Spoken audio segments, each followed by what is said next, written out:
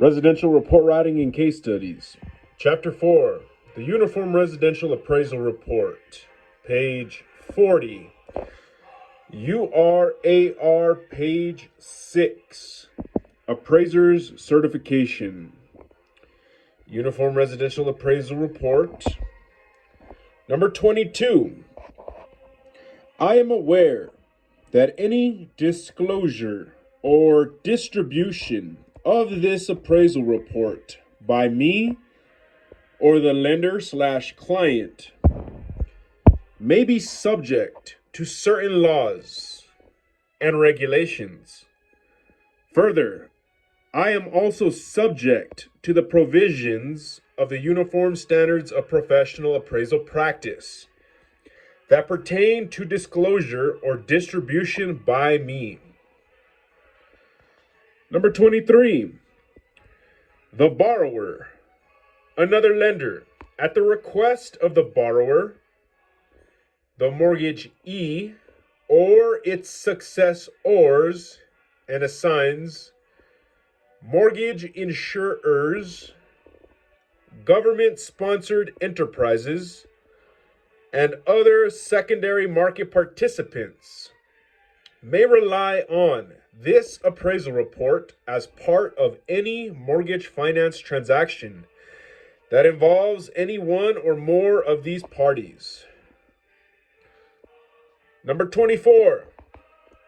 If this appraisal report was transmitted as an electronic record containing my electronic signature, as those terms are defined in applicable federal and/or state laws, excluding audio and video recordings, or a facsimile transmission of this appraisal report containing a copy or representation of my signature, the appraisal report shall be as effective, enforceable, and valid as if paper version of this appraisal report were delivered containing my original handwritten signature.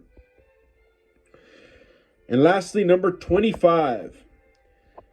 Any intentional or negligent misrepresentations contained in this appraisal report may result in civil liability and/or criminal penalties, including, but not limited to, fine or imprisonment, or both, under the provisions of Title 18, United States Code, Section 1001, ETSEQ, or similar state laws. There are a total of 25 appraiser certifications identified on pages 5 and 6 of the URAR form, not including the supervisory appraiser's certifications. Here, too, no modifications or deletions which would alter the intent of the appraisal assignment are permitted.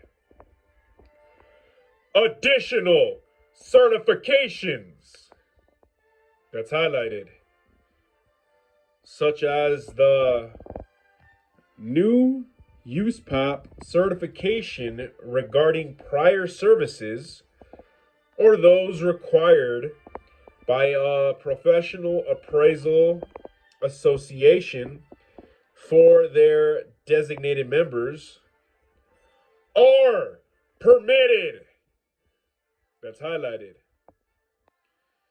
Remember also that additional certifications may be required to disclose the name of an individual who provided significant real property appraisal assistance.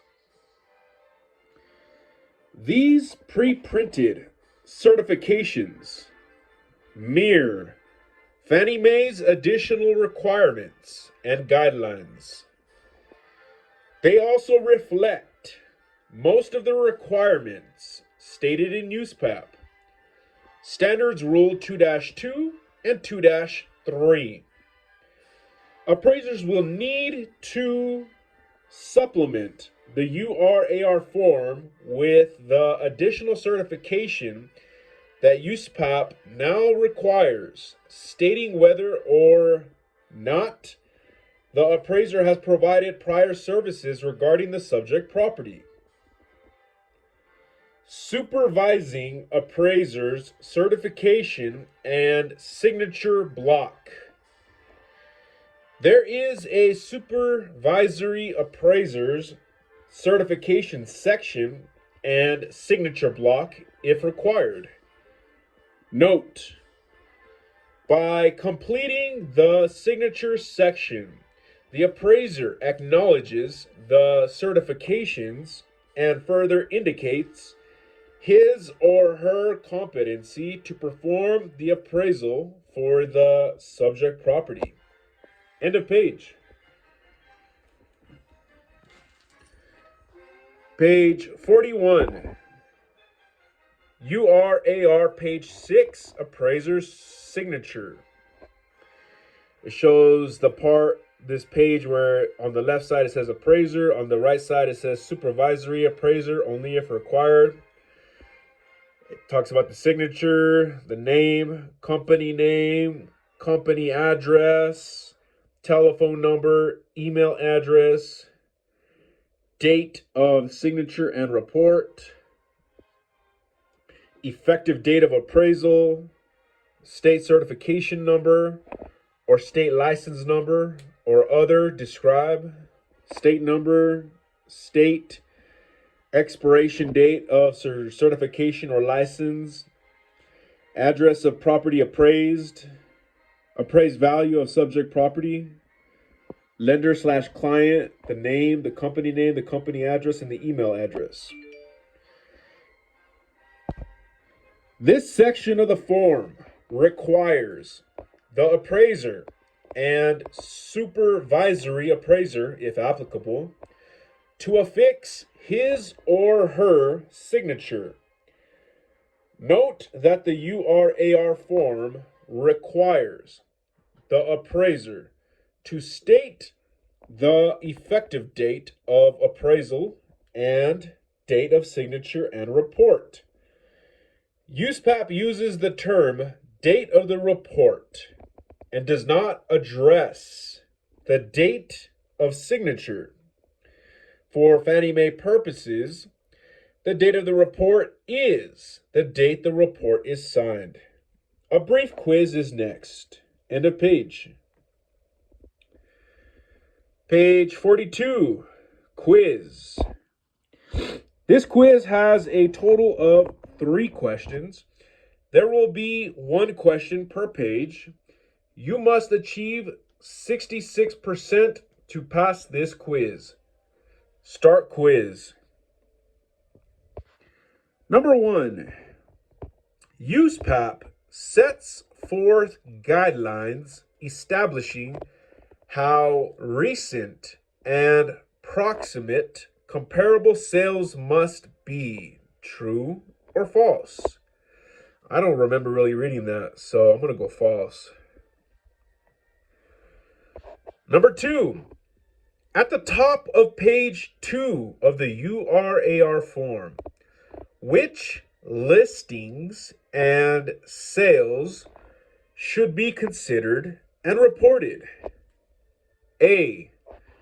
All sales and listings within the defined neighborhood. B. All sales and listings within the local municipality. C. Only properties that have sold within the prior 3 months. Or D. Only properties that are comparable to the subject property. I'm going to go D. And lastly, number 3. When appraising a single-family home, an appraiser decides not to develop the income approach. What is the appraiser's requirement for reporting this on the URAR form? A. State that the approach was not developed. B. Explain the reason the approach was not developed. C. Develop the approach anyway and keep it in the work file. Or D. Nothing. The client does not expect the income approach to be developed on an appraisal of a single family home. I'm going to go B. Explain the reason. Assessment completed. Finish. You passed. You got 100%. So remember, number 1, USPAP sets forth guidelines establishing how recent and proximate comparable sales must be. You said false, and that was correct.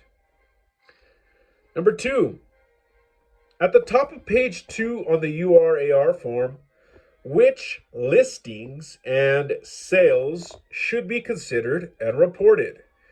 You said only properties that are comparable to the subject property, and that was correct. And number 3, when appraising a single family home, an appraiser decides not to develop the income approach. What is the appraiser's requirement for reporting this on the URAR form? You said explain the reason the approach was not developed, and that was correct.